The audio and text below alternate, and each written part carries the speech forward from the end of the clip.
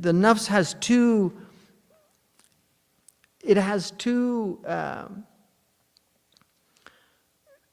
there's two things that the soul is directed to. It's looking to two things. نظر إلى فوق نحو العقل. It's either looking upward towards the intelligibles. ومنه تستمد المعارف وتميز بين المحاسن والقبائح وتعرف كيف تتحرى المحاسن وتتجنب القبائح. And from that, it's able to master, draw from these sciences and knowledges, and also distinguish between what is good and what is evil, what's ugly and what is beautiful. And then also to know how to seek what's beneficial and to avoid what's harmful, to seek what's beautiful, to avoid what's ugly, to seek what's virtuous and to avoid what's vicious. So and then the second perspective, إلى تحت نحو الهواء. It's looking at down. So it's a downward. One's looking upward, one's looking downward. And so he says, وبه تنسى الحقائق. And because of this, the soul forgets the realities. It forgets those higher things. وتألف الخسيسات. And it will become accustomed to contemptible things, to low things, things that are unworthy of our nature. بل القاذورات, even foul things. So the khasisa is a low thing, but the qadura is something it's defiling. It will defile you. And there's things that you can do in this life it will make you feel defiled if you do that. Sinfulness defiles the soul, and that's why there's a motif in a lot of films where they will show somebody who's been defiled, and then the next scene will show a shower scene, because there's this need to be purified. So if somebody's violated, they want to be purified. But when you violate yourself, right? It's one thing to be violated by another person, but what happens when you violate yourself? When you violate the sanctity of your own soul?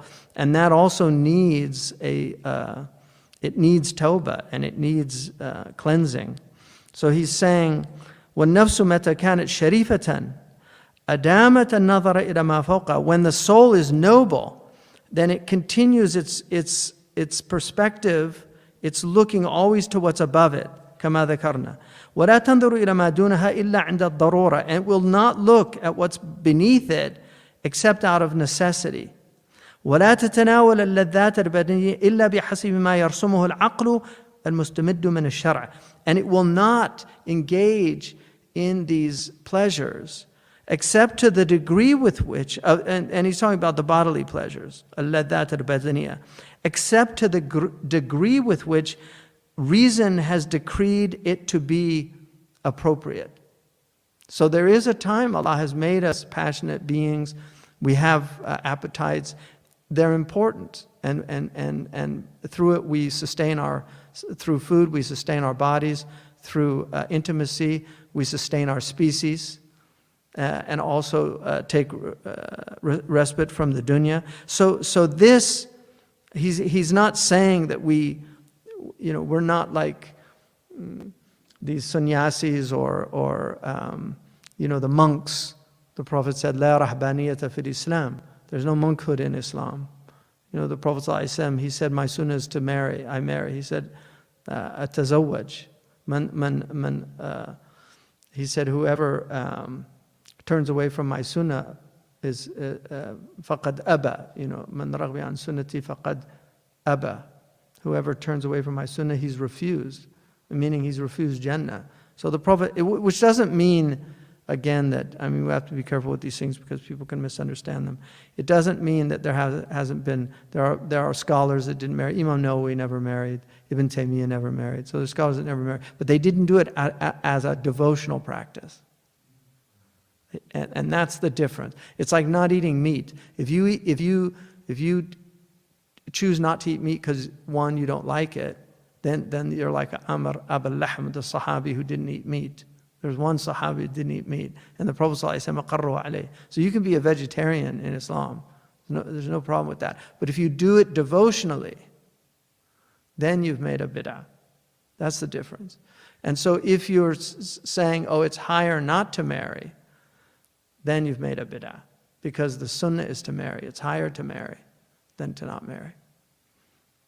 So that's important. So it doesn't mean you have to do something. But if you leave it, you don't leave it because for a spiritual or a religious reason. There's other considerations. And then he says, وإذا كانت النفس دنية أكثرت الميل إلى الشهوات البدنية فيحدث ذلك لها إذعانا وإنقيادا للشهوات البدنية فيستعبدها الهوى كما قال الله تعالى أفرأيت من اتخذ إلهه هواه وضله الله على علم. So he says, if the soul is pusillanimous, if it's a diminished soul, if it's a low soul, and this is important because these are realities. This is not something that's decreed for you. It's where your energies go. It's where you put your energy. So because the soul can grow. قَدْ أَفْلَحَ مَنْ زَكَّاهَا. Zakkaha means to grow. So he or she has had success who has grown the soul, right? So magnanimous means big soul. It's a soul that has grown. So it's important to what he's saying here is that this low soul, this daniya, is the one who inclines towards these things and then becomes really into he actually yuhdithu dhalika laha id'anan wa inqiyadan, and that inclination then engenders in him a type of submissiveness to his bodily appetites to the point where they actually enslave him. He becomes enslaved by his passion. Kama qala Allah Ta'ala, have you not considered the one who took as his God his passion? وَأَضَلَّهُ اللَّهُ عَلَى عِلْمٍ. And so Allah then allowed him to go astray with knowledge.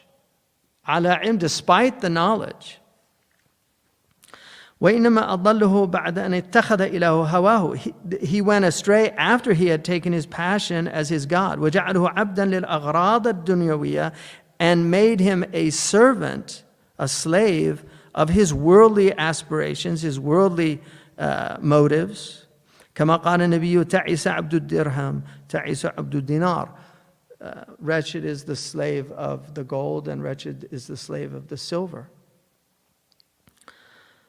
ومن هذه العبودية استعاد إبراهيم, and from this servitude Ibrahim sought refuge. حيث قال واجنبني وبني أن نعبد الأصنام. Help me, cause me to divert me from and my children, my offspring, from worshiping the idols. And the biggest idol is the idol of the self. It's the nafs. The Prophet ﷺ said, أَعْدَ عَدُوَكَ نَفْسُكَ الَّتِي بَيْنَ جَنْبَيْكَ. The worst enemy you have is what's between your two souls.